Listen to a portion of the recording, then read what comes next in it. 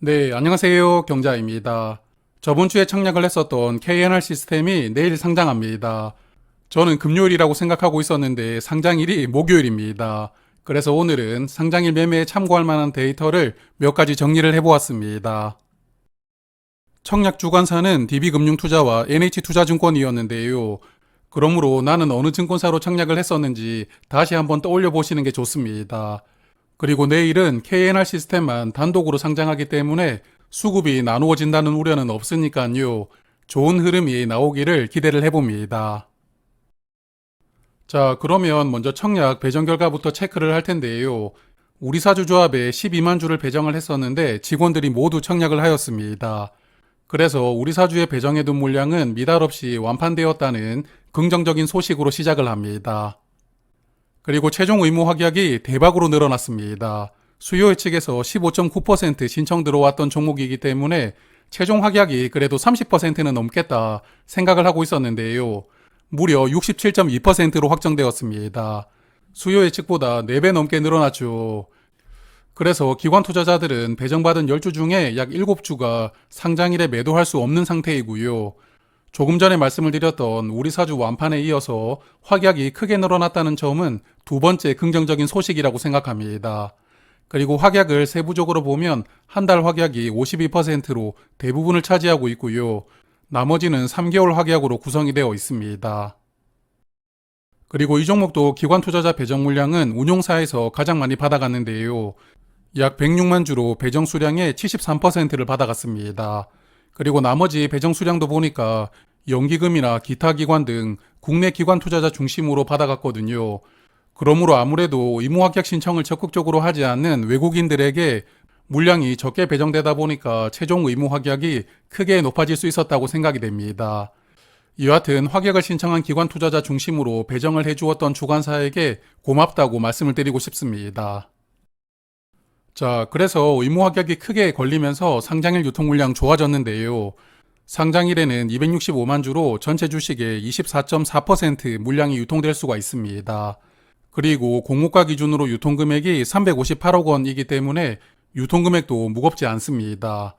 그리고 상장일 물량 구성을 보면 공모주주가 100만 주 보유하고 있고 기존 주주가 165만 주로 기존 주주가 약 1.6배 정도 더 많은 물량을 보유하고 있습니다.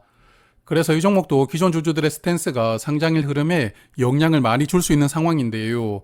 기존 주주들은 어떻게 구성되어 있는지 다시 한번 체크를 해보겠습니다. 기존 주주는 재무적 투자자가 108만 주를 보유하고 있고 개인 주주는 57만 주를 보유하고 있습니다.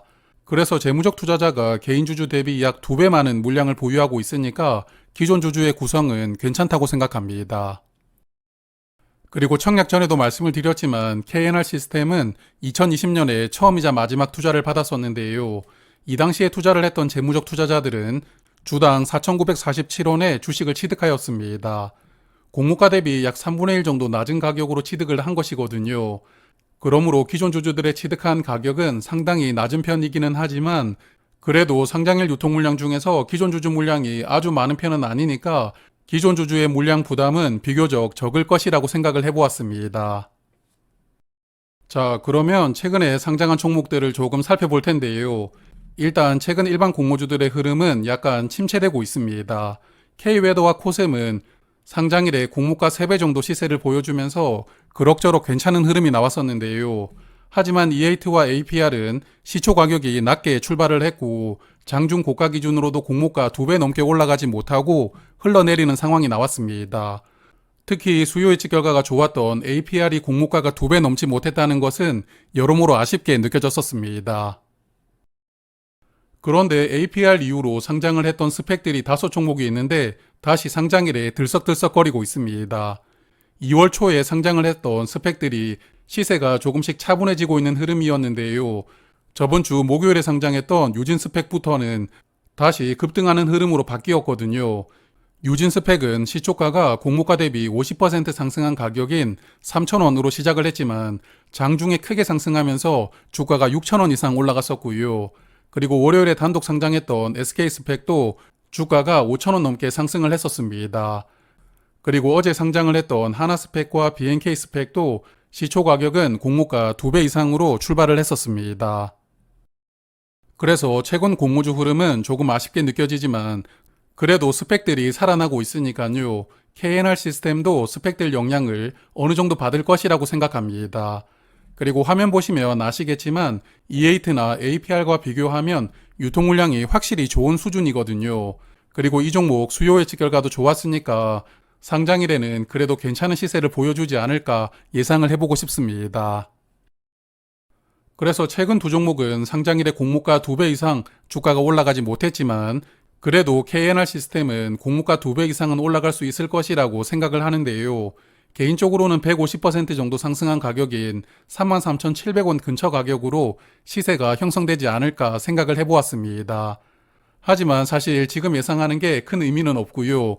결국 시초 가격이 어떻게 시작하느냐가 정말 중요합니다. 그래서 내일 아침에 시초 가격을 보면서 장 초반에 바로 매도를 할지 아니면 조금 더 지켜볼지 판단을 해볼 생각입니다. 그리고 마지막으로 이자 비용을 다시 리마인드를 해보면 DB금융투자는 비례 경쟁률이 약 5,500대 1이었습니다. 그래서 파킹 통장으로 청약을 하셨다면 이틀 이자 비용이 약 5,800원 정도였고요. NH투자증권은 비례 경쟁률이 3,500대 1 정도였으니까 파킹 통장의 이틀 이자 비용은 약 3,700원이었습니다. 그리고 두 증권사 모두 청약 수수료가 2,000원씩 있었으니까요. 비례 청약을 하신 분들은 이자 비용과 수수료를 감안하시면서 내일 손익을 정산을 해보시면 좋을 것 같습니다. 자, 그러면 내일 아침에도 라이브를 진행하니까 시간 되시는 분들은 라이브에서 뵙도록 하고요. 배정 받으신 분들 모두 원하시는 가격으로 잘 보내시길 바랍니다. 고맙습니다.